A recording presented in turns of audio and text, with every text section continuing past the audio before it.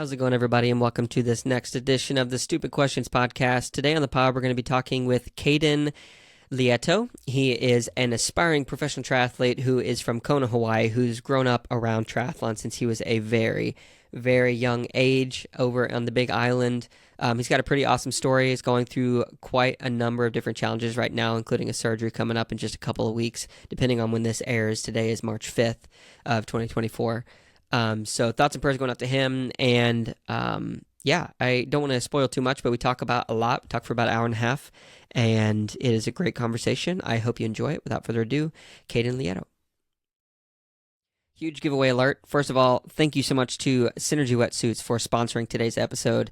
It is awesome because they are giving away the SynSkin 3, which is a state-of-the-art swim skin that will make you faster when you are in the water coming into T1. So here's how you enter that. First of all, there will be a link to our Instagram in the show notes listing out these 5 different things you got to do to get in on the giveaway.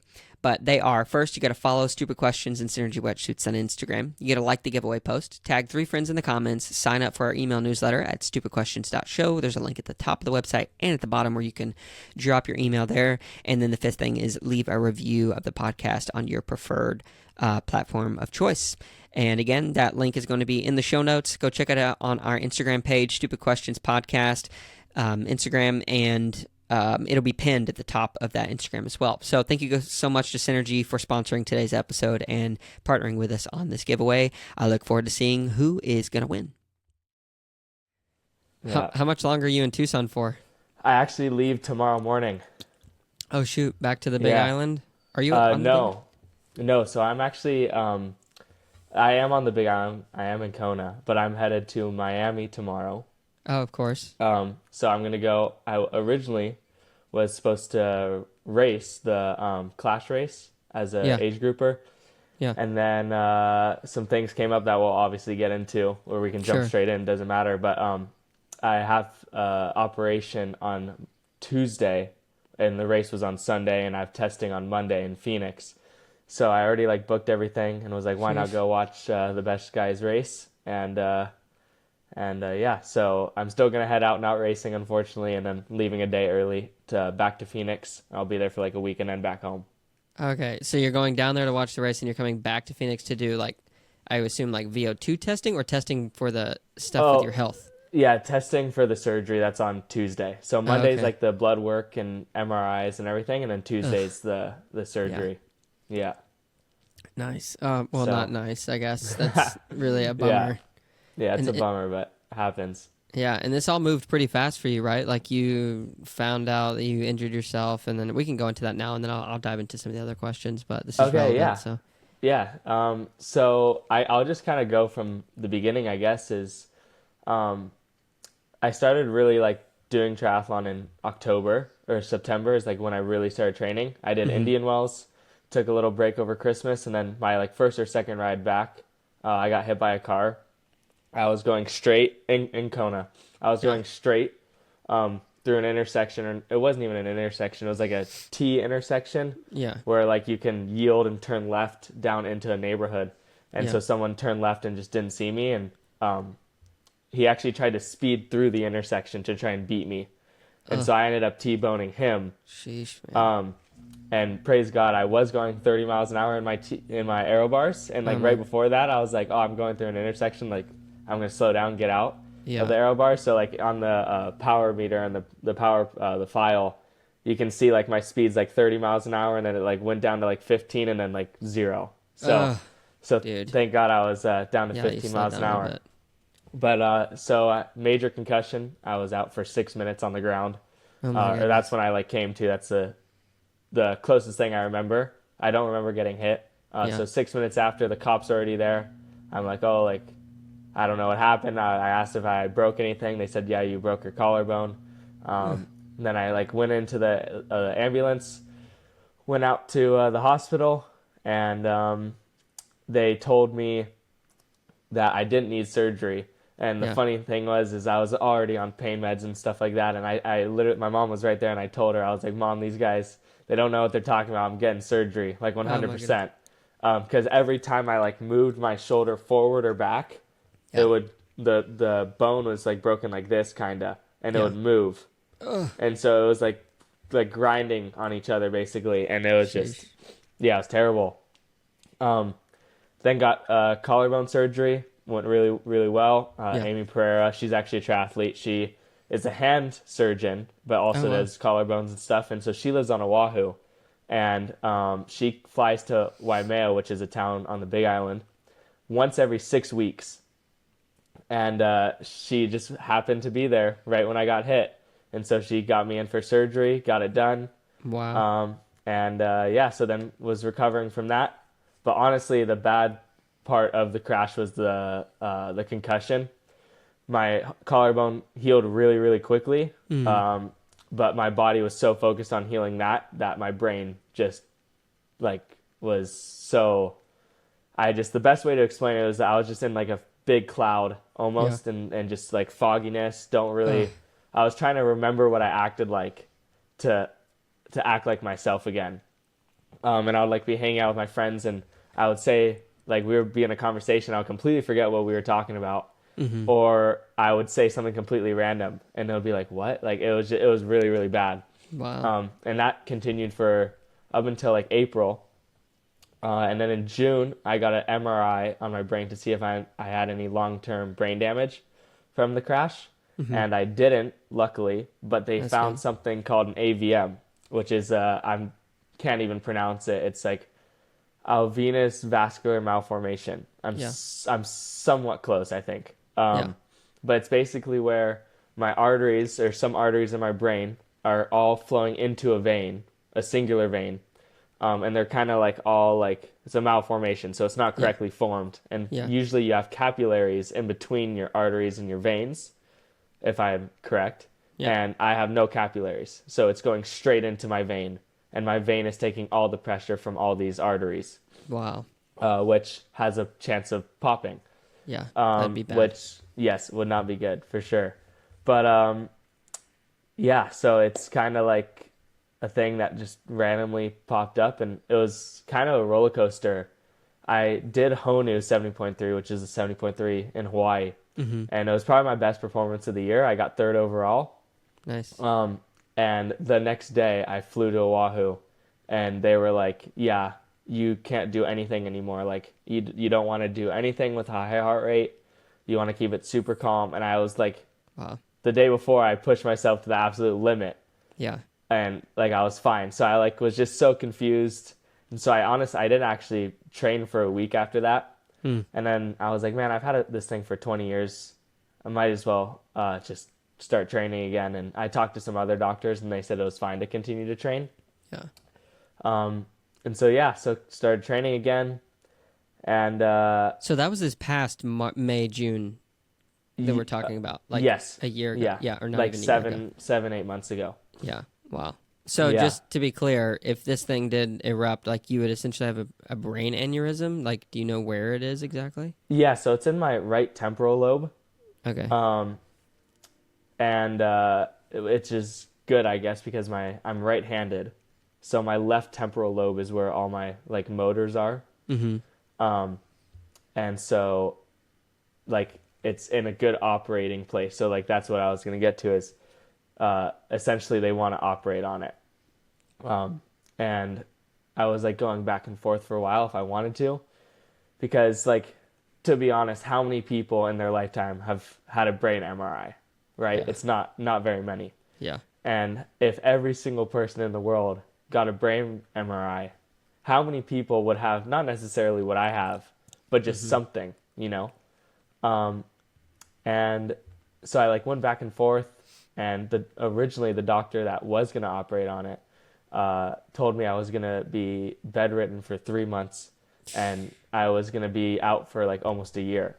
My goodness. And so after I had that conversation with that doctor, I kind of was like, I'm not going to get I'm just not even going to get the brain surgery. It's not worth it. Yeah. And then, so then I met this other doctor that's actually in Phoenix. Like, it was all perfect timing. Was in Tucson training, and then my dad called me. He's like, hey, you just got into the best doctor in the world for what you have. Wow. We're going to go see him next week. So then we went up and saw him. And this guy's like, oh, I'm going to be out for 2 weeks. I can start riding on a trainer after 2 weeks and running on elliptical after 2 weeks. I can start swimming after 3.5 weeks after the wound's healed. Yeah. And then you can be out riding a bike again at like 5-6 weeks. And like at 6 weeks, he said you can go full tilt if everything goes to plan. Wow. So I was like, and then he was like, oh yeah, that's, we can schedule a surgery in 2 weeks. Sheesh. And so I was like, okay, I guess we're just going to get it over with. It pays to know people, but that's such a huge delta, like 3 months to a year from then to like 2 to 3 weeks and then 6 weeks max. Like, did he explain that some people are just stupid, or like where did that come from? No, I wouldn't say, AVMs, what I have, if I am correct from what I remember, there's like 100,000 cases of what I have. So it's really rare. And the guy that I'm getting the surgery done by has operated on the most AVMs in the world. Oh, wow. And he's only done 1,200 in his whole lifetime. And he does 50 a year. Wow. Around that. So it's like, it's not very common. It's not like your normal like lung cancer or like something like that. Like that's, more common. So yeah. Wow. So this guy definitely knows what he's talking about. And I mean, a brain surgeon in Hawaii has probably operated on 4 of these in his lifetime.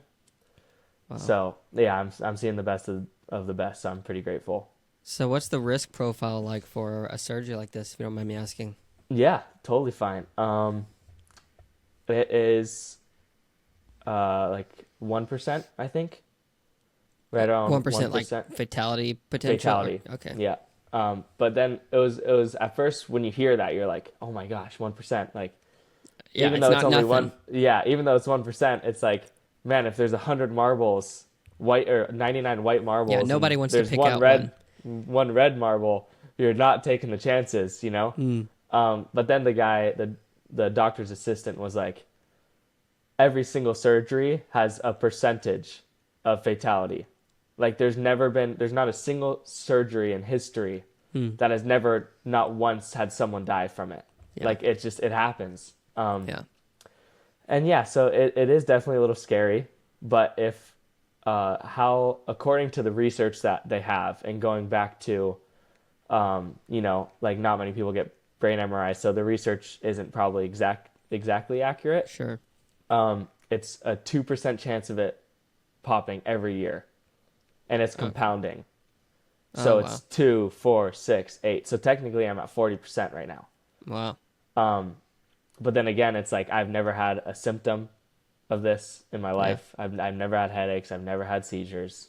None of that stuff. So I guess it's kind of just like, it's a weird situation to be in for sure. Yeah. But yeah, I mean, hopefully one day when I'm hopefully one of the best in the world, it's going to be an inspiration to someone. So yeah, for sure. Kind of what I look towards. So I was going to ask you, what are your aspirations for life? So tell me how old you are, and then tell me like your aspirations for life. Where do you want to go?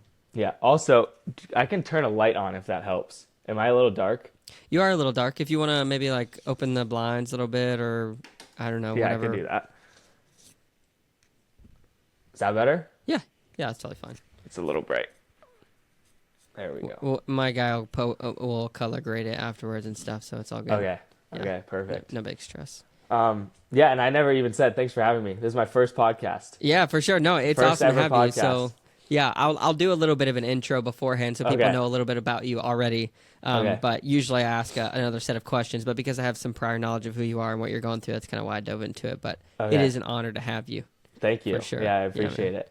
Okay, so yeah, what was the question? The question was, so aspirations for life. How old are you, and what are these aspirations that you have?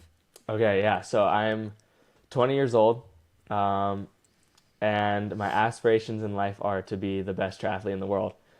That's the goal. I want to one-up my dad, essentially. So for those that don't know, my dad got second in 2009. He's a huge inspiration to me. Always has been. Yeah, in Kona. Yeah. Yeah. So the goal is essentially to one-up him, but be the best in the world. And I'm from Kona. Like I grew up there since I was 5 years old, 6 years old.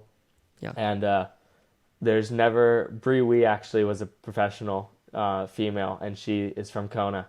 Okay. But I don't think there's been anyone that's gotten top 5 or top 3 or even won Kona that's from Kona. From Kona, yeah. So I think like that just sounds like the best thing in the world. Yeah. To me, is to go out and do that, and yeah, those are my aspirations for sure. And then also, of course, outside the sport, just be someone that can just be an inspiration to others. Yeah. And yeah, that's kind of my life goals. Yeah, for sure. So you seem a bit more mature than I think most 20-year-olds I've met. Definitely more mature than when I was 20. I'm 31 now. So I'm wondering, do you have siblings? Where are you at in the lineup? Tell me about your mom and your dad. Like, give me some of that well-rounded family history that kind of has shaped you who you are today. Yeah. So my mom and dad, my mom was actually born in Saudi Arabia. Oh, Fun wow. fact. So that's where you get like the darker skin tone, I assume? No, actually that's just tan. She's just white. Okay. She's white. Yeah. Okay. I'm just tan. Okay. But yeah, no. So she's white, but she was born in Saudi Arabia. My grandpa was in the oil business with Chevron. Oh, wow. And then my dad was born in New Jersey. And my sister, I'm the oldest of 2. So it's just me and my sister. My sister's 15, just got her driver's permit, which is scary. Wow. Yeah. And my mom was actually the athletic one in high school. Okay. She ran track. She was a cheerleader. My dad joined the cross-country team for one day, said he would never run again. Nice. And then my sister is a horseback rider. Equestrian. So that's, okay. Yeah, she's equestrian, so she does that. And yeah, that's kind of like a little bit of what shaped me. I was born in the Bay Area in San Francisco, like right outside in Walnut Creek. Lived in Danville for 5.5, 6 years. But every year since I was 3 months old, I've been in Kona. 3 weeks old. I've been in Kona watching the Ironman World Championships. So it's pretty deep into my roots for sure. Yeah, for sure. Watching that race, being in Kona, and after moving there when I was 6, just lived life in Kona and surfed all day. And I was a pretty normal kid growing up. Yeah, for sure. Well, I wouldn't say normal because most kids don't get to go to Kona to every single race and that stuff. And then also I was doing some research and I found out, if I'm not mistaken, that you actually did some competitive surfing on the World Tour. You had a placement even. Like I saw a record of you for, what is it, World Surf Tour? Is that what it's called? World Surf League, WSL. World Surf League. Yeah. So tell me about that, because like you can learn a ton from surfing. I've done some of it, definitely not to your level, but what was that like? Yeah, so as you'll kind of find out about me, learn about me through this pod, is I am very competitive. It's rarely ever that I go in and do a sport just for fun. Of course, I'm not going to do a sport if I don't enjoy it. Sure. But I'm very, very competitive. So I got into surfing like right when I moved to Kona. I started bodyboarding first, just loved the ocean. Just was a big surfer, did all the contests on the island, and then every year did state champs in April in Oahu. Nice. It was like me and all my friends. There's like 6, 7, 8 of us that all love to surf, and we surfed every single day together down at Banyans, the local surf spot down right in Kona. In the race, you actually pass it. It's like mile 4 or 5. Okay. It's pretty early on. Yeah, you so can it's still super, see straight. Yeah, exactly. Yeah, so it's on Aliti Drive, but that's where I grew up, surfing every day with my friends, playing games on the beach. And there's like a little mart across the street, Banyan Mart. And so we would like get dropped off with $5 with our backpack and our surfboards. We'd surf all day. And then as I got older, one of my good friends, his name is Brody Sale. He's one of the top juniors, or technically not a junior anymore. He's 21 now, but he's one of the top, was one of the top juniors in the world, and is now going through the ranks to be on the world tour. But me and him were really close, and so I started getting into the bigger competitions. And how the World Surf League works is there's like a main tour, which is there's 32 guys, and to get on that tour you have to do another tour. But before you even do that tour, there's another tour Wow. So there's like the regional tour, and if you get top 3 or whatever in that, then you get into the Get to graduate. Yeah. yeah, then you get to graduate into the tour before the tour. And so I just did a couple regional events. I actually only did really one. It was at Sunset Beach on Oahu, and I did really, really good. I was 16 at the time, or maybe just turned 17. And there was 120 guys in the draw, and I made it to the round of, I think it was, I think it was round of 32 or 64, one of the two. Okay. So I made it halfway through, which was really good. Yeah. And kind of like almost like started meeting like kind of more of the guys that are in like that are ahead of like Volcom or Billabong. Yeah. And didn't get a sponsorship offer, but like got offered a spot into the Pipeline Pro Nice. for my performance, and then COVID hit, and then that was it. So that shut that dream down, huh? Yeah, I shut that dream down pretty quick and just lived in Kona. And once you get to a certain point in your surfing, you have to travel a lot more. Yeah. Kona doesn't have the biggest waves, doesn't have the most high performance waves. Yeah. It can get you to a certain level, but once you get to that level, you got to go find the bigger wave. You got to go find the bigger wave. And Oahu is where it's at, but you can't go when COVID's hitting, and in the summertime you can't go to California, and so like all my plans kind of stopped and just stayed at home and hung out with friends and just kind of more just started to just enjoy surfing. Yeah. And so yeah, that's kind of like my little thing. But yeah, that was my original goal, was to be a professional surfer. Yeah. So when did it shift to, okay, I'm going to try this triathlon thing? Like, when did you start? I mean, obviously you've been around triathlon for a long time, but when did that start to make a shift in your mind? Yeah, it started kind of like, I mean, it goes kind of way back. Like when I was really, really young, I was again my dad's biggest fan. Like I could probably tell you like his times in Kona and his placements and all that stuff. Yeah.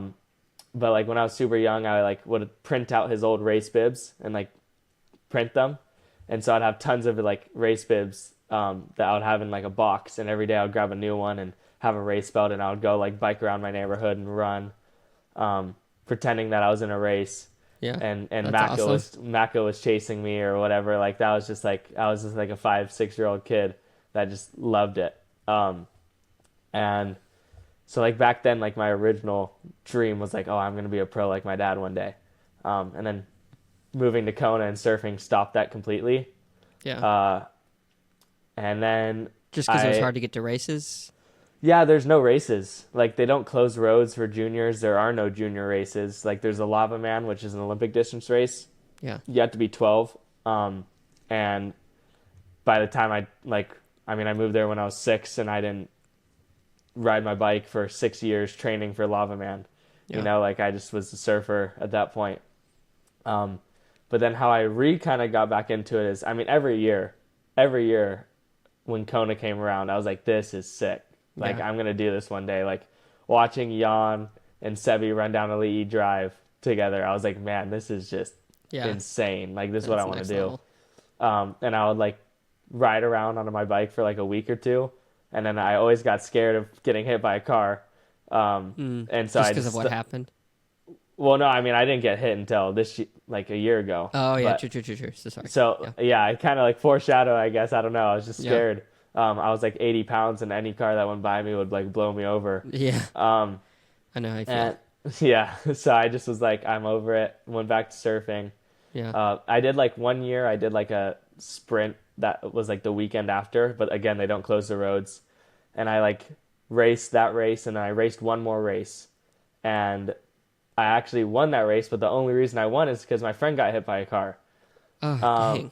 And he was totally fine, but he got hit by a car, and that's when I was like, okay, I'm like done. Like, this is so stupid. Like, We're racing, we're stopping at stop signs, we're stopping at stoplights. Like, this isn't racing. Yeah. And so I was so over it. And yeah, so I had like little like 2-week periods where I was like, oh, I'm gonna be a triathlete. Like, I want to do a race, but again, like there were no races that closed down the roads, and like there was like the Lava Man once a year once I got old enough, but that was about it.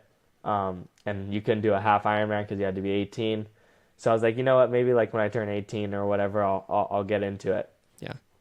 And then I got into it actually Talbot Cox, every year I was like once I turned 15 and a half, when I had my driver's permit, I would drive for him and while he took pictures. Okay, so nice. Me and Talbot go way back, and like I was kind of, I wouldn't say they were like at the beginning of his like career on like media and triathlon, but like his Kona series videos, all those shots that you see of people riding bikes, I'm the guy driving behind that. So Nice. I was like always a part of the sport, and I always like knew a lot of people. And then Talbot flew me out to St. George for the World Champs to help him out with driving and stuff. And Cool. that was the race and I was staying with Lionel, and so I like got to watch that all like firsthand and be like on his team for that. And that's when I got like really inspired, and I was like, okay, like I'm 18 now. I could have been in this race if I wanted to. Yeah. And that's when I like started training at home, and that was in May. So I like started biking a little bit, and then training really started when Kona came back that year. Yeah. In 2022, and that's like when I got my TT bike, my first time trial bike, and that's when I like started really swimming, and like really started to get into training. And then I did Indian Wells, and then that was after Indian Wells, that was it. Like I was hooked. Yeah. And I was like, I'm gonna be the best in the world. Yeah, you did pretty good at Indian Wells too, right? I think, was that a 420 or under? I'm trying to remember. No, I think I went 427, I believe. Okay, 427. Yeah. Yeah. Nice. Yeah, so that was my first race. Yeah. And that was a fun one to start. Well, tell me a little bit about that race. Like, what are your favorite memories from it? I think like right when I got into the sport, I have a tremendous amount of respect for the pros, 100%. Like these guys are just insane. Yeah. But I definitely thought it was going to be easier than it was, especially the run. Yeah. And so first off, when I got in the water, I almost stopped because my face was freezing. Like it was like 57 degrees. I'm from Hawaii. Yeah. I was absolutely freezing, and my head hurt so bad. Then I got onto the bike and was feeling amazing. And then the run. Oh yeah, I forgot about this. I threw up in the water, which is like because it's so cold and. Yeah, so cold, and at the beginning, I didn't have like a real breathing rhythm. Yeah. So like air built up in my stomach, and like hyperventilating too. Yeah. From how cold I was. And so it's just hilarious because like they make you like clean your wetsuits before, because it's like I'm pretty sure it's like drinking water. So Yeah. I threw up in Palm Springs drinking water. Oh my. And then I got onto the biked great, and then on the run, literally like as I started running, my hamstrings and quads and everything just started cramping up. And just basically like walked around the whole rest of the race. Wow. So. But you were hooked still. Like you gained absolutely. a lot more respect. Like, okay, this is a beast I want to tame now.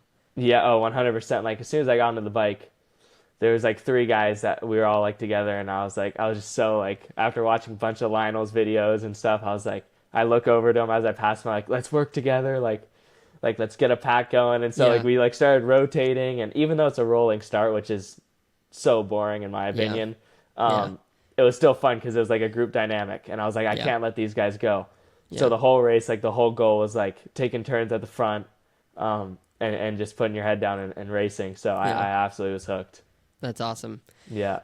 So Indian Wells happened, and then how long was it until like you kind of got knocked down because of the wreck and everything else? It's a pretty short time, a year. Yeah, I got hit January 6th. Okay. And Indian Wells was like December 3rd, I think. So it was almost exactly a month after. Okay. Yeah. Yeah. So you've clearly been on a journey and clearly continuing this journey, especially because you're about to have surgery. Are you feeling just as inspired and kind of driven as you were in the beginning? Yeah, I think there's times for sure. And I feel like I'm just starting out again. Only been doing it for almost a year and a half now. Yeah. That there's going to be times where you're like, why am I doing this? This is ridiculous. And you start self-doubt. You start doubting yourself. And I would be lying if I told you I didn't have those doubts at times. Sure. Just like with even some of my results, like, oh, I'm not running fast enough or whatever. Like, I do have those doubts, but like the other day I was thinking like, I'm going to come back from this brain surgery and I'm going to absolutely crush 70.3 Hawaii June 1st. and like that's gonna be my first 70.3 I win. Like I'm just so set on it, and absolutely fired up. So yeah, I don't plan on stopping anytime soon for sure. Sure. And I don't mean this in a cocky way, because I feel like you can like sound cocky, but I think it's more just confidence. Yeah. And I think it's hilarious because people were like, "Oh, that's so cocky," but like with the whole brain surgery and everything, I'm like, it's just gonna make it better for the Netflix documentary. Yeah, when the hometown boy wins the world championship in his hometown. Yeah, there So you like, go. I mean, it's just a part of my story, and I'm a Christian. I believe in God, and I just think God's really gonna shine bright through my situations. Sure. And everything happens for a reason. So yeah, I'm really stoked, and hopefully going to be an inspiration to kids in the next generation one day. Yeah, for sure. And yeah, thanks for sharing that. And we're going to actually dive into some of those other topics as well. But I have some other questions first that I kind of want to dive into. And the first one I think is really relevant to this. Would you consider yourself a patient person? Yes and no, because this is going to be my second surgery since becoming a pro, or not even becoming a pro, but becoming a triathlete. Yeah. And so learning to be patient, I think I'm doing pretty well at. But then at the same time, especially with my running, me and my dad get in big arguments with my running. I'm such a, like, my dad's going to be pissed I even say this, but I'm not a good runner. And not even remotely near where I need to be. And so at points I doubt his workouts that he gives me. Because they're too hard? Because they're too easy? Because what? Just because, like, not necessarily the workouts that he gives me. The workouts are really good, but like, oh, like my heart rate, or like that wasn't hard enough, or like, why can I do this in practice, but every time I get into a race I cramp, or like I can't hold the pace. Like, what is it? Like, it's the puzzle. And it's hilarious because, you know, everyone says like, oh, you're 20 years old, you're so young. But in my opinion, it's like, I want to be the best in the world as soon as I possibly can be. Like, you know, like I don't want to be like finally winning a world title, or like being at the top end of the game when I'm 33 years old. Like I want to race Lionel before he retires. Like I want to race those guys before they retire. And I'm sure they want you to. I really do. Yeah. So, like I'm patient because I know like everyone progresses at different speeds. Mm-hmm. And I know that injuries happen. Like that, all that stuff is a part of the process. So I would say, yeah, I'm somewhat patient at times.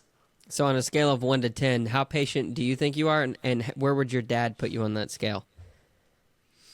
Oh gosh, I would say I'm like a 6 or 7. Okay. On so patience. D. Or like a 10 is being the best. Yeah, 10 being the best, 1 being the worst. I'm like not patient. Yeah, so like a 7, that's better than. Oh no, that is a D. Yeah, 70%. It is a D. I'm just giving you a hard time. I think that's probably pretty. Yeah, accurate. It's not bad. It's not bad. And then I would say my dad would say, like a 5. A 5. Yeah. Okay. Yeah. Yeah, I think that. Yeah. So just for context for everybody, when we did a track workout, I was recently in Arizona hanging out with some people and got to meet you and your dad there shortly, and we did a track workout. Not necessarily with you, but at the same time, you were doing some stuff and you had the lactate stuff out and you're going at it. But I got a sense that, and I don't say this in a bad way at all, but because of like your dad coaching you and knowing a little bit about your dad and seeing where you want to go, that you had like this hunger, like you wanted to go faster, the way you were asking questions and stuff like that. And I just wanted to say, like, dude, you got so much time and you're going to do great. Like, I'm super excited for you, actually. Thanks. And the way that you have this ecosystem around you, that you're able to obviously grow up in Kona, but then spending time in Arizona and stuff, it's an inspiring thing to see. And I'm super excited for you. Thanks. Yeah, I appreciate it. That was also a step test.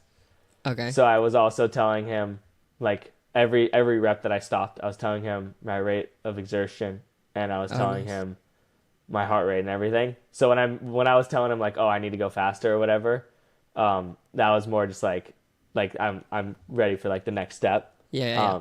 But yeah, no, there definitely are times too where like we'll be doing a workout and he pricks my finger and we're doing lactate or whatever, and I'm like, I know that number is gonna be low and I'm like way too fresh right now. So yeah. So who are you more like, your mom or your dad? Because I know you said your mom was the athlete growing up and your dad did a cross-country race. He's like, I'm never again. But obviously he became a professional triathlete. So who do Yeah. you, in the athlete sense, who do you think you're more like? I would say I don't know actually. That's tough. My mom actually doesn't do really any sports anymore. She actually did sign up for a triathlon, so her first one. So that's right after my surgery that she's doing it. But Oh, nice. That's awesome. I would say I probably have my mom's competitiveness, Yeah. but me and my dad are very, very similar. We think a lot alike. Mm-hmm. Like there's been some stories of like some crazy things like we just like somehow click so Yeah. like at the same speed and we think the exact same thing. It's pretty insane. Yeah. But I would say I have my mom's competitiveness. Like my Yeah. mom will get fired up at a board game. Yeah. And like it's yeah, so I would say I have my mom's competitiveness. Um yeah, I would probably say that. Yeah. Has your dad always been a coaching force in your life? Yeah. Yeah, Okay. he's always been like a guy that has always kind of been there. Always like, hey, if you ever have questions. I mean, of course, he was like just my dad as a kid. Yeah. But like, yeah, not even just like in an athletic way, but Yeah. just in life as well. Like my dad used to lead like a small group for me and my friends. So Oh, he's that's kind of awesome. always been like the guy that's like always kind of like been there for me, which Yeah. is really, really amazing. And you don't really get to see too much of it. Mm. So yeah. Like in the world, you mean? Or Yeah, like, just like in the yeah. world, like I feel like a lot of people like their dads put a lot of pressure on them, Mm. and I have absolutely no pressure from my dad. Really? That's Of awesome. course, like if I'm like not doing a workout right, or I'm not like I'm super exhausted or whatever, like he'll be like, "Get your butt into gear, let's go."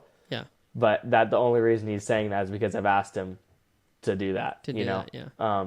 And he is the best at because he's my coach, so Yeah. he's the best at putting a coaching hat on Yeah. and then knowing when to take it off and be a dad. Mm. I think he's got a really, really good gift in that for sure. Yeah. Yeah, he seems like a wise man. How old is your dad? He was born in 72 in February, so he just turned 52. 52. Yeah. 52, Okay. 53, 52. Nice. That's awesome. Yeah. I was going to ask how the relationship is with your dad, but you kind of asked it. That's really good that you guys have that dynamic, because there are so many situations where I've seen just in my life where the father-son relationship, especially if there's like an athlete level, like they're going to become a professional goal in mind, there tends to be an unhealthy Yeah. relationship. But that's really cool and special that you guys have that. That's Yeah, really neat. it is really special. Yeah. So let me ask you this question, and then we'll move on to some other ones. Okay. Maybe a little less athlete focused, but do you ever feel like a pressure to, I mean, you said you want to be better than your dad, but do you ever feel like you somewhat live in his shadow at all? And I don't say that from a place of assumption, but like Yeah. there's that dynamic that you're dealing with. Yeah, you assume right, 100%. Yeah. I definitely live in his shadow, and that's like my biggest goal is to get out of that shadow. Yeah, cast a bigger one. Yeah, and he feels so bad every time. I mean, every time, Seth. Every time I cross the finish line, it's like my name gets said, and then my last name gets mentioned like 4 more times, along with my dad's name. Every time. Yeah. Every time. And like one of my first races, right after Indian Wells, Lava Man, I won my age group, and I think in the award ceremony, besides them calling me up, they only said my dad's name when they were talking about me. And it's like, and I understand it. Like, Sure. like I understand where they're coming from for sure. Yeah. But, yeah, like even like every time me and my dad, we just start laughing and he feels so bad every time. He's like, you want me to go up and tell him to like stop talking?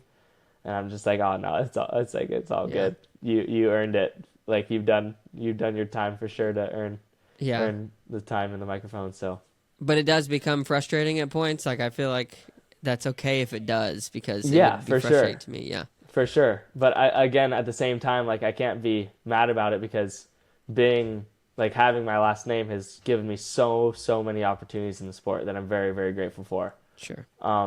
So it's like it's more of like a thing that I'm just like let's get to the point where it's like he'll get mentioned every once in a while, but it's like it's my career kind of thing. Yeah. But I also know like of course that's going to kind of come with it, and that's Sure. going to take time. But it's definitely way more positives than negatives. Yeah. Like I would have them talk about my dad all day, like for what I've been given in the sport already. So, Yeah, if that makes sense. Yeah, no, that makes total sense. Yeah, thank you so much for sharing and being open and vulnerable about that. Yeah. Because you've been traveling a bit more frequently now, because in the beginning when we were talking, you were saying, well, with triathlon and surfing, you have to travel to an extent a bit more as you really want to get into it because of races and training camps and whatnot. So how premeditated was this trip to Arizona in terms of planning, and why are you there? Yeah, so last April, right after I was full swing training again after the crash. Yeah. Because Lionel stayed at my house in 2022 for the people that saw the Kona vlog. Yeah. That was all at my house. Okay, and nice. He said when he left, he was like, hey, like Trevor Foley is staying at my apartment by himself, and he's got an extra bedroom, so you can crash there anytime. So I asked if I could come out for a month, and came out and loved the swim group. The biking and stuff, I was still kind of trying to figure out the routes and everything, but Yeah. I met this kid, his name's Timmy Fetzer. He's at the U of A, really good friend of mine. And so we ride together every weekend. Nice. Down like the shootout loop, and we do our just like TT intervals together, and we have lunch after. So it's like Kona just doesn't have a really real like triathlon community. Like there's some amazing people that are there, but they don't train like I do. Yeah. And so it's like it's just different being here. Like my swimming has gotten so much better since being at Aquabears than at home. Yeah. So it was definitely like premeditated, like for sure. Like I was like, I'm going to Arizona for the first part of the year. Yeah. Yeah. So as the year progresses, are you going to be moving somewhere else? Like you're going to be going back home some, but are you going to be stationed somewhere else? Yeah. So I'm going to, after the surgery, I'll go home for probably. I'm still trying to figure it out. It really it's so up in the air right now with the surgery, and it just depends kind of like how fast I recover and all that. But I should be like fully recovered, like mid to late April, which gives me the whole month of May to train before 70.3 Hawaii at the very beginning of June. Yeah. So I'm gonna probably see how sick and tired I am of, that sounds so wrong and so like a spoiled brat, but like how tired I am of riding the Queen K every day. Yeah. It does, for the people that are like, that's the best road in the world. It is an amazing road. If you do it every single day, that's the only place you can ride. It becomes tough, I'm sure. It becomes very tough, and you're leaving at 5:15, 5:30 in the morning, so you don't have the wind and you don't have the heat. So it's like, it does get old, and there's, again, no one to train with. So if I obviously I'll want to do probably 2 weeks of prep before 70.3 Hawaii at home. But it just depends on how bad I want to go train somewhere else. But the plan is to go to Boulder after 70.3 Nice. Hawaii. Yeah. Sweet. My wife and I are considering we're going to go visit at some point, but we're thinking about moving out there. We'll see. She graduates in May. Oh, nice. Nurse practitioner, so we're looking for a job. So if you know any doctors who need a nurse practitioner, hit me up. I will hit you up for sure. Good deal, man. So a few other questions here. So I want to dive into a little bit around the topic of God, because you talked in this talk about several different instances where God's played a big part in your life, and then you said your dad left or led your small group with you and your friends. I would assume it's around this type of a topic. And I've seen about you talk about it on a few occasions on social media. Yeah. So I know that plays a part in your life, but I'm curious how much and to what extent. So I have some specific questions for you. The first one is who is God to you? Who is God to me? God is my creator, and he's my father above everything else. And it's a personal relationship with him. So that's what it is. Nice. To me. Yeah. Can you elaborate on it a little bit more? Like on a personal level, is this like a daily thing that you're thinking about? Like how does it influence your life and things like that? Yeah, it definitely influences my life. Obviously, I'm not a perfect person whatsoever. I make a bunch of mistakes. But I think a lot of people get mixed up in Christianity, it's like very religious, and it's a set of rules. And I think it's like pretty much the exact opposite of that. It's just, God created you and he wants to have a personal relationship with you. Yeah. And that's what it is to me. Just a personal relationship. It's like, if I'm struggling with anything, he's always there to talk and like, just like pray, and just like a sense of peace that I always have. Yeah. Is something that's huge to me. Sure. And also just how, like, once you choose to follow God and you read the Bible and everything like that. And when people say like, oh, like, how do you know God's talking to you? Like, he's left the Bible. Like, the Bible is God's word. So it's like it's not necessarily like a voice in your head. It can literally be, just words on a piece of paper, in the Bible. And for the people that are like, oh, like, it's not real or whatever, there's like, I would have to look it up, but there's so many cross references in the Bible that just connects it all together. Yeah. And so just like a peace and, sorry, what I was saying was like, just reading the word, and it just comes with like living a good life, in my opinion. Yeah. Just very like structured in a way of just like kind of striving for the best, and just being kind to other people. Yeah. And living a life to the fullest. Yeah. And I think like for a lot of people that I know that are Christians, if you look at their life outside of their relationship with God, like outside of like either like if they're a pastor or whatever they are, they live a really, really good life. And I think all that comes from God. And so, that's if that elaborated more on kind of your question. No, that was super good. Yeah, thank you so much for sharing. Mm-hmm. So why, I mean, I guess why you were brought up with it, but do you feel like that you're at a point now where you've chosen this as your thing? Like, this isn't just what mom and dad gave me. This is like my own thing. So you have had that experience. Do you remember when that kind of shifted for you, where it wasn't just a thing that you grew up with, it was like a thing it became for me or for Kaden? Yeah, for sure. Like I was brought up in it for sure. But there was a time in my life kind of during and over COVID, that like I just was, I just was definitely not the best kid. Like as a surfer, got into, smoking weed and whatever, and drinking with friends. I feel like a lot of teenagers struggle with that at some point. Sure. But yeah, I got to a point where I just felt so like empty, and I definitely was not following God at all. And was just kind of just living a life for myself and partying and hanging out with friends and, and smoking and doing all that. And so I got to a point where I was pretty depressed. And I decided to go to this thing called Circuit Riders, which is like a discipleship training school. It's a 3-month program where you learn more about God. You kind of go through parts of the Bible. Yeah. And that's kind of really where it stuck for me. Yeah.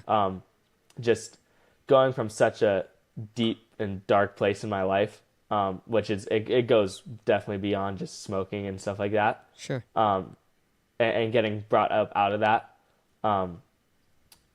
through the presence of God was something that definitely was like a game changer for me. Cause for a while, like in my late, like 15, 16, 17, 18, I just was like, I was not like planning on following God. Like, I labeled myself as a Christian. Like, I know he's real, but it wasn't something that I was like, oh, like I'm dead set on this, Yeah.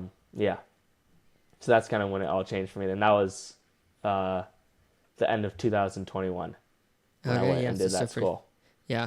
So something I've experienced throughout life. So I guess maybe to back up a little bit, when I was 21, I went to live in the Philippines for a year as part of my university experience. They offer you like, hey, if you want, you can go do study abroad a year, or you can go be like a student missionary. So I chose the student missionary route through kind of a wacky set of wild circumstances. And when I went, it's kind of similar to what you're talking about, the 3-month thing you went on.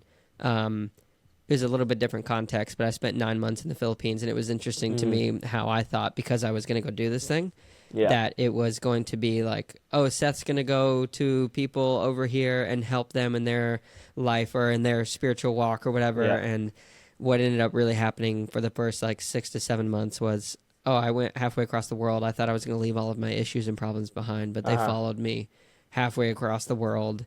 And it was at that moment, after just making some really bad decisions and kind of laying on my back, actually, in the middle of this typhoon in this construction site. I just laid on my back crying. All the power is gone, so it's just wind is howling. I'm laying on my back on this nasty concrete floor with all this exposed rebar, and I just realized kind of what you said, like, man, I'm so empty, and I have nowhere else to fall to. Like, I have kind of literally hit my rock bottom. And it was from that moment that I realized, like, wow, there is something more to this. And I'm not a studious person. Like, I don't enjoy school. I like learning, but I was not like in college. And I remember I was so fired up from this specific experience that I started like reading accounting textbooks and other stuff while I was over there, because I just wanted to learn everything I could, religious and otherwise. Yeah. So yeah, it's cool that you have that experience. So I appreciate you sharing that. After that, are you a Christian, or where are you with that whole? Because you went on the ministry thing and all that. Yeah, you don't mind me asking.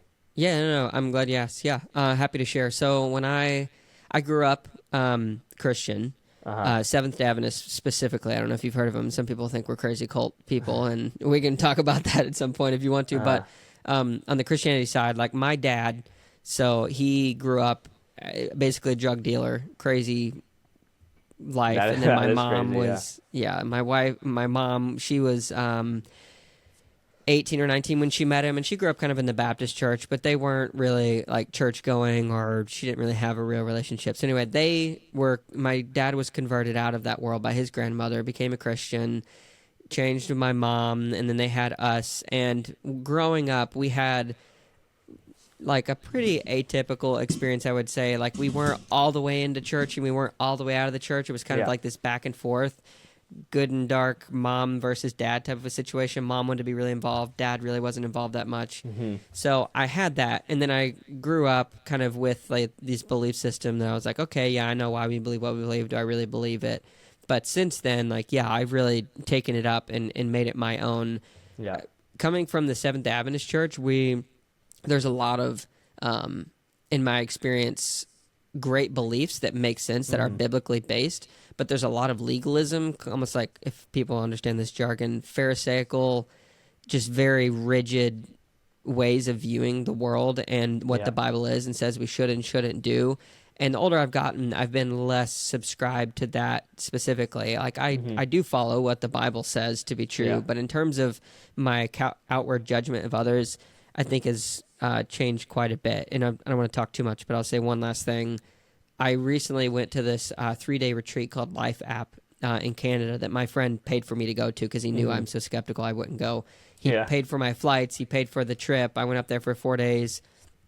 And it was radically changing to my life for a number of reasons. But the biggest thing I took away from that event was kind of two things. One, vulnerability is so important. Because without vulnerability, we can't be true to ourselves and true to others, to who we really are, and like be able to allow people to see where we are in life and look at ourselves and say, okay, here's where I am, here's where I want to go. But the biggest thing I took away from that through the vulnerability was I had been robbing so many people and myself of love.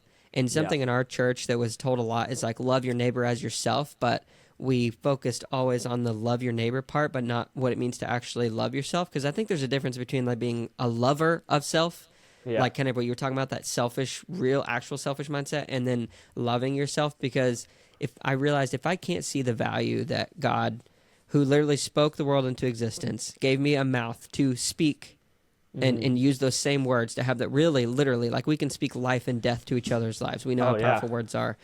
If he gave those to me and he says he loves me, if I can't even proclaim the words that like I am loved and truly believe it, then I'm robbing other people of love, because I can't give what I do not have.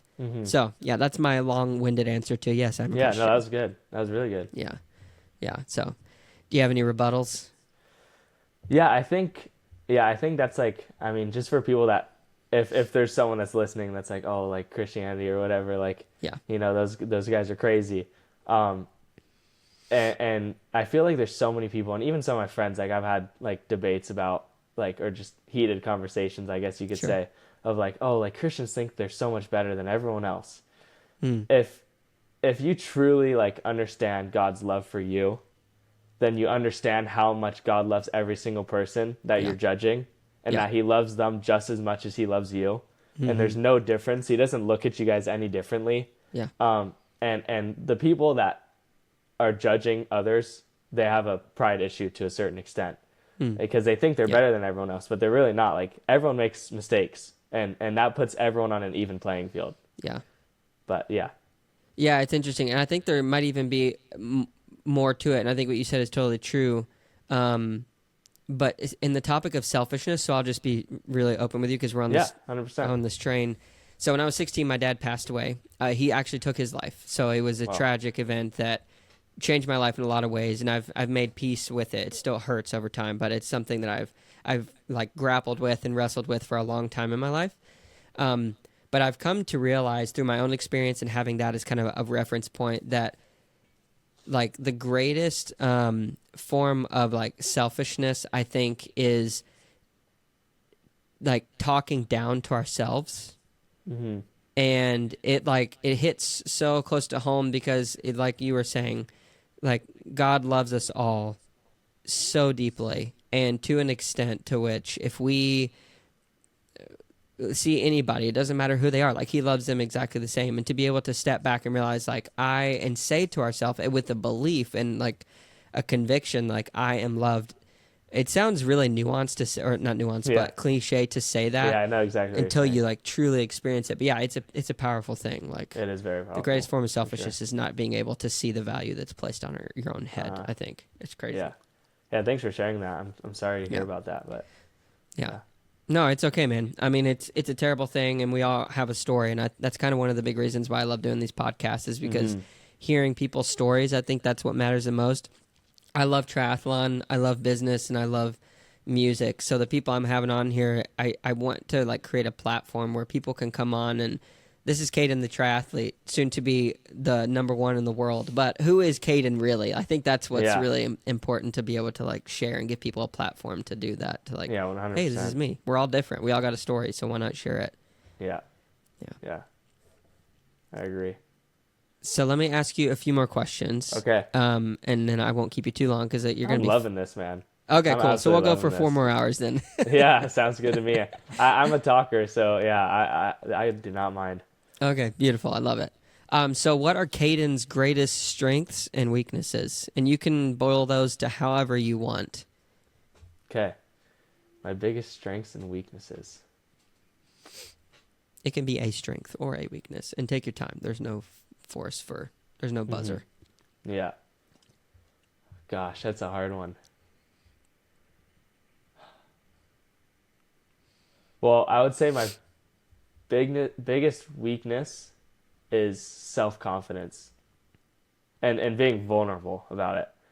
I would say I'm very, I don't have much self-confidence at times. There are definitely times where I am very confident, and you'll definitely, kind of as I progress in the triathlon world or whatever, and people get to know me, they'll definitely be like, oh, this guy is definitely very confident.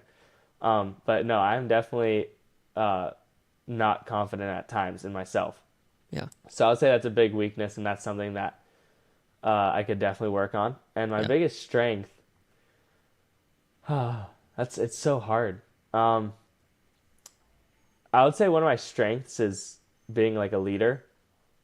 I've always been someone that gets a group of people together. Sure. Or just that's something that people have always told me my whole life is I'm just really good at leading a group of people to do something, or organizing something, or just and people again, this is where the self-confidence comes is I wouldn't necessarily say this, but from what so many people have told me is they look up to me for advice or anything like that, and people just naturally like me.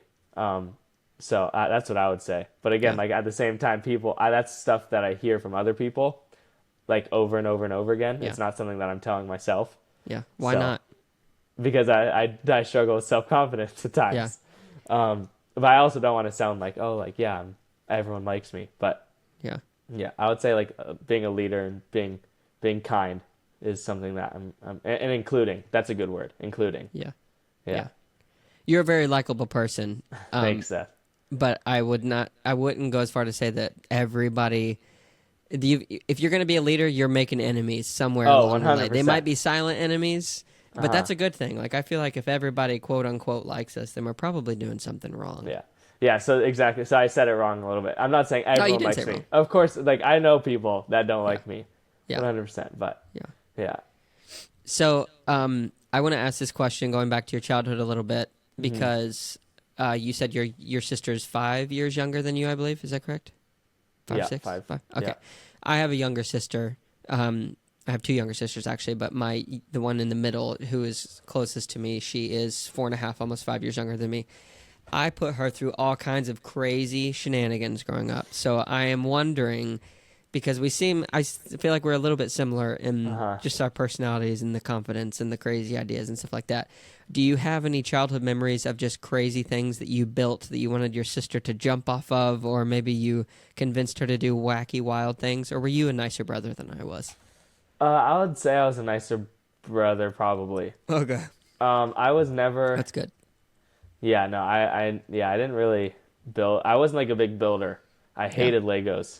Oh, really? So, yeah, like so we're so far different then. Yeah, I never was like a Lego guy. Okay.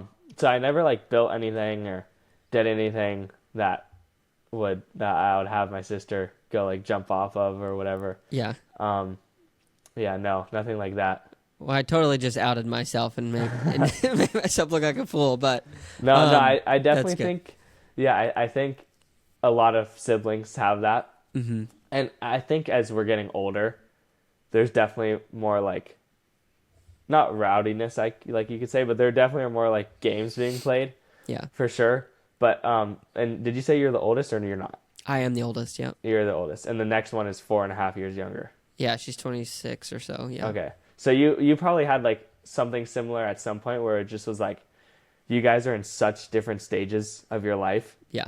Like being that 4 or 5 years apart. Yeah. That it's hard to connect at times. Yeah. And I feel like just now is where we're like, obviously we've had like, I love her to death and like we have definitely amazing memories, but now is like where it's like, you're really, really like, she's in high school now. So it's like, we're kind of more on the same playing field almost. Yeah. To a certain extent. So it's like there's more that everyone like, that we're like you can communicate about. Yeah. So yeah, but I definitely like I've had my share of like playing like Nerf guns with her or like making her cry or whatever. Like there's definitely been that at times, but yeah. Do you because you said that like you feel like now like as you're getting older you're starting to connect a little bit more. Did you guys have somewhat of a distant like not great relationship growing up? Did you guys fight a lot? Yeah, there was fighting, but it wasn't like fighting. It was just like she was like annoying me in a car ride, like normal sibling stuff. I would say we always had a great relationship. Yeah. Good deal. So yeah, what I'm finding is that you have had a pretty awesome childhood, and that I assume too much and think that people are mean to their sisters. Me and my sister are very close now. She's actually having a baby in just a month or so, but oh wow. Yeah, it's crazy. I'm gonna be an uncle. I did think she would have kids before me, but that's another topic in itself. But yeah, man. So what are you thinking that outside of triathlon, let's just pretend for a second that you couldn't do triathlon, like being a pro for whatever reason, it's not viable. What do you think that you might want to do? That's a good question.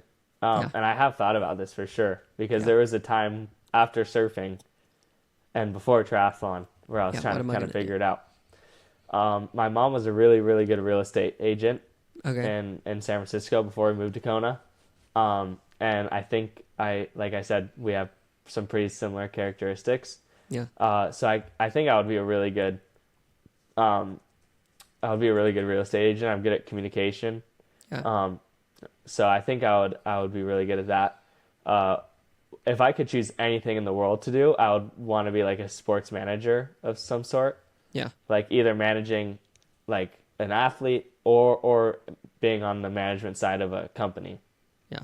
One of the two. That's what I would love to do. Yeah. Whether that's in surfing or triathlon, like I would still absolutely love to like be like a Billabong manager or whatever, like the team manager. That would just be awesome. But I think that's a little far-fetched because I'm not really in the surfing community anymore. Sure. Definitely more would be triathlon related, but that's something that I would really love to do. Yeah. Well, you can always make a dive back into the 4A. Yeah, for sure. Yeah, Get connected go with people. surfing a couple times. Yeah, yeah. Definitely have connections, but yeah. When you go back home after you kind of heal up from surgery, do you plan on going surfing any?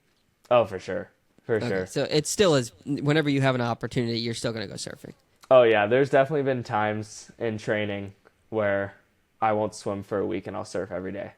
Oh wow.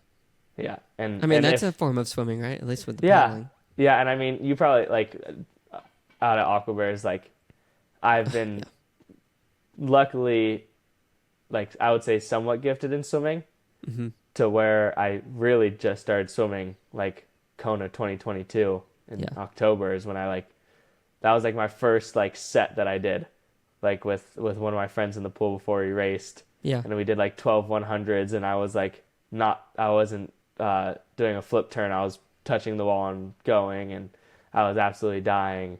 And now I like will swim in the pool and swim pretty decent. And I think that comes from surfing 100%. Just having like so comfortable in the water. Yeah, with my first Aqua Bears experience, which you were there, I'm pretty sure you were were you in the fastest or the second fastest group lane?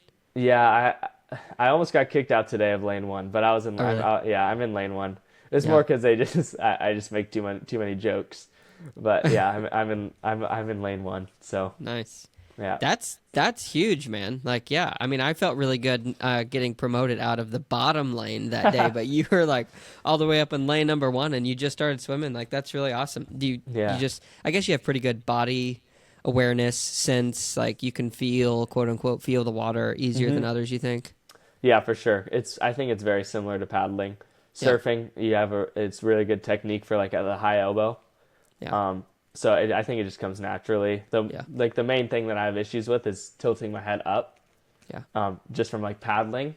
Yeah. But like just putting that head down is definitely something different. Yeah. But yeah, I think it came pretty naturally. Yeah. Sweet, man.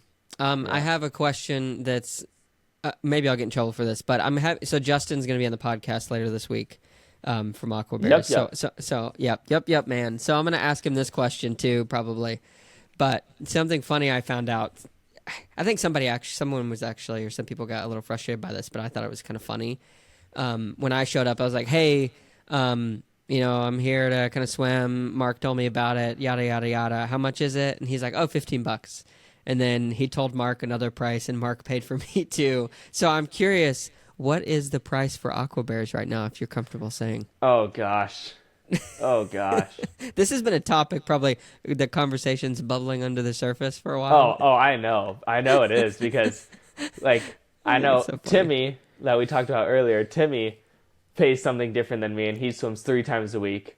But if you divide like the weekly price by 5, he's paying technically less per time session for 3 out of the 5 days, and I'm going 5 out of the 5 days, and I'm paying more than him.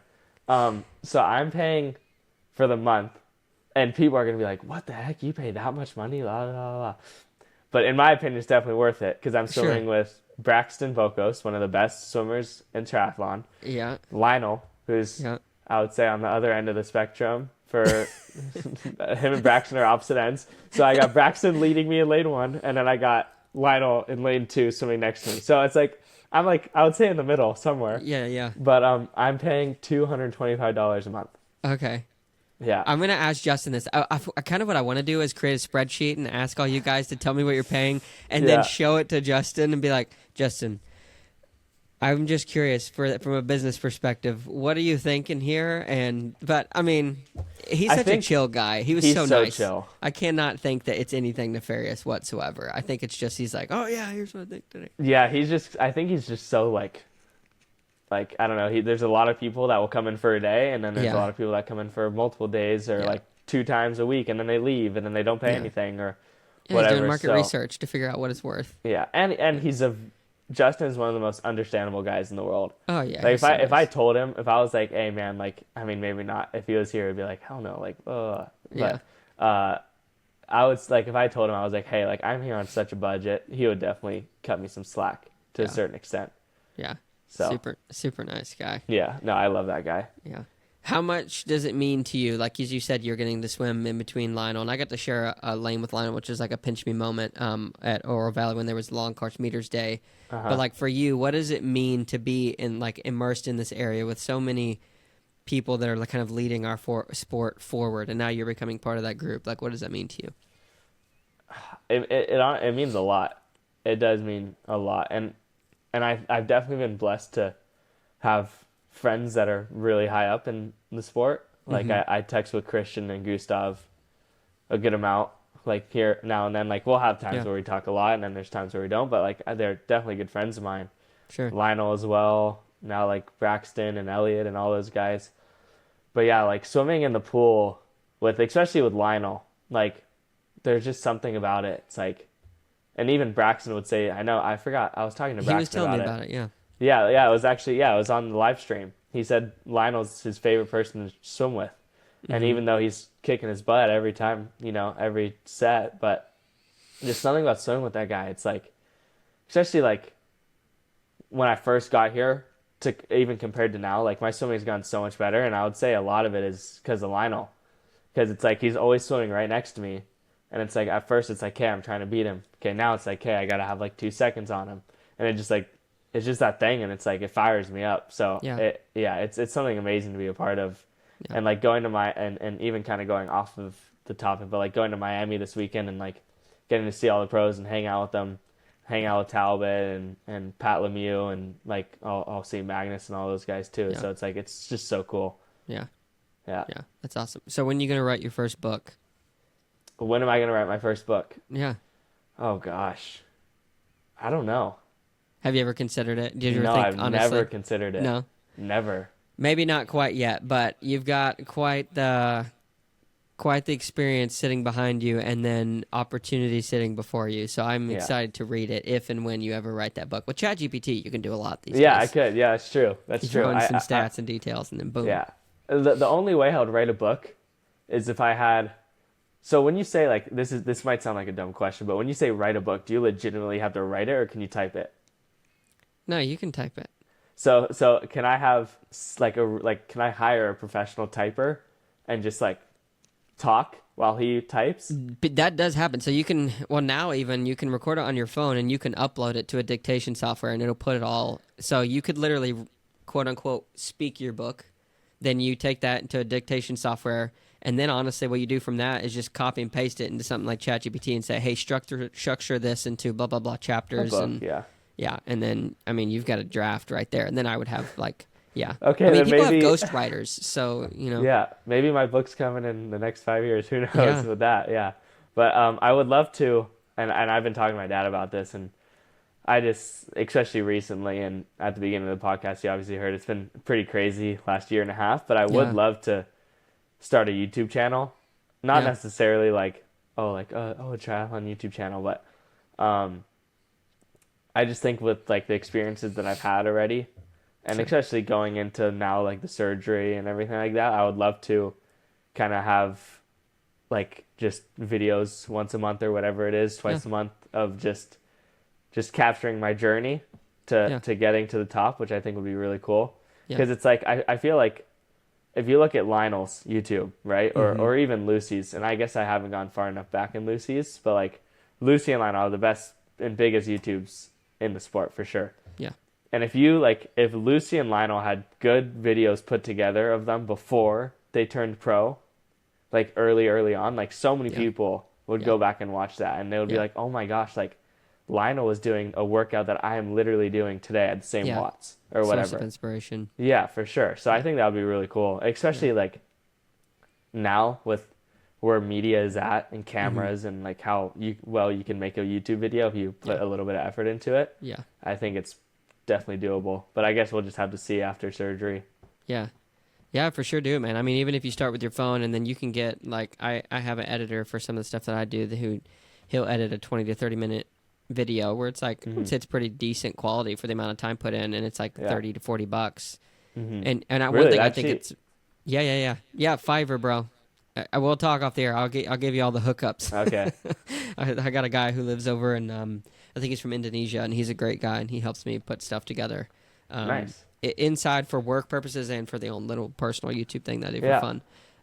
But another thing that I think is just really awesome about the YouTube things for Lionel or whoever, like whoever's doing them, as you get older and then you have family and then one day you don't exist anymore, like your kids or whoever are greats, like it's just gonna radically change the world 50, 60 years from now when you can look back on generations and see what they were doing and have such a clear representation. Because I was born through the internet transformation and we started getting online and have kind of seen that grow and even our parents before us got to see that in a much wider stance. So it's pretty cool opportunity there. Yeah, super cool. Well, Kaden, thank you so much. I have one final question for you, and then I unfortunately have to run. I got a meeting I got to jump into. But what are your, and let's just say 3 or 4 of them, deepest values and truths that you hold dear that you would like people to know about you? Man, these are really hard interview questions. That is really hard. It's like, okay, I got to go, Kaden. You better answer these quick. No, you don't have to answer them quick. Okay, so 3 or 4 truths that I hold near and dear to my heart. Yeah, that you want people to know. They can be values. They can be things that you think back on that kind of keep you going. It can be related to God. It can be related to whatever. Yeah. Totally you. Man, I'm trying to think. I should have probably sent you these questions before. Yeah. Thing, huh? Yeah, this is a hard one. I'm actually going to go to my Instagram because I posted something about this in my first post right before my first race. Oh, let's go. Let's see. Okay.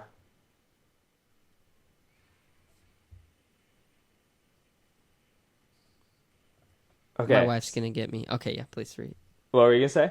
I was going to say my wife's going to be like, Seth, why did you ask him that at the very end? Yeah. So this is a post from a while ago, but so this is kind of halfway through the caption, but it says, so whatever happens tomorrow or in 10 years from now, 2 things will never change. So here's number 1, and it says, what am I? I am loved. I am enough, and I always will be no matter what. And number 2, my own, I guess this really isn't the truth, but my only job for however long this journey, which was talking about my professional or my career in triathlon, takes place,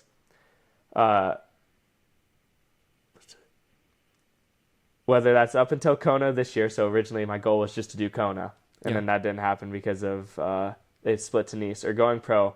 It's not how many followers I have or the contracts I have, but it's simply to carry the love of Jesus everywhere and anywhere I go. And that's because one day all the followers will disappear and the contracts will end, and the day that I die I won't be looking at the money I made or the races I've won. But the one thing that matters the most to me is to see people's lives impacted by the love of Jesus the same way mine has. Yeah.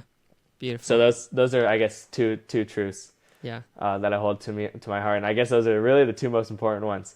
So I'll just leave it at those 2. Yeah, beautiful, man. That was good writing. That was really good writing. You wrote that yourself? I'm impressed. That's awesome. That was before ChatGPT, man. Yeah. I'm not like Pro Tri News. Those guys. Yeah.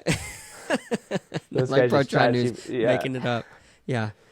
Well, Kaden, thank you so much. It's been an honor and a pleasure to have you come on here and share so freely about your life and get to know who you are, what you're doing, and more importantly, where you're going and how you're getting there. So super excited to follow along your journey, and looking forward to airing this episode so people can get to know Kaden a little bit more. But sure. Thanks, man. Yeah, thanks, Seth. Really appreciate it. First podcast in the books. I know. Here we go. Remember me when you make it number 1 at the top, right? Of course. All right, man. Okay, see ya. Thank you so much to Kaden for coming on the episode and sharing some time with me just about his upbringing, where he is in life now, what he's going through, and being so vulnerable about just who he is as a person and the things that he holds dear to his heart as it relates to belief systems and just the way that he does life. If you made it to this point in the podcast, just want to say thank you so much. If you are watching on any platform or listening on any platform where you can like, comment, subscribe, turn on the notification bell or any of those things and leave a review, if you would please do that, it would really help us to grow. So thank you so much for that. If you also would like to jump on our newsletter, you can go to stupidquestions.show, scroll all the way to the bottom, and enter your email there to sign up, or you can click the link at the top where it says sign up for newsletter and get connected that way. Thank you guys so much for listening to this episode, and we will catch you in the next one.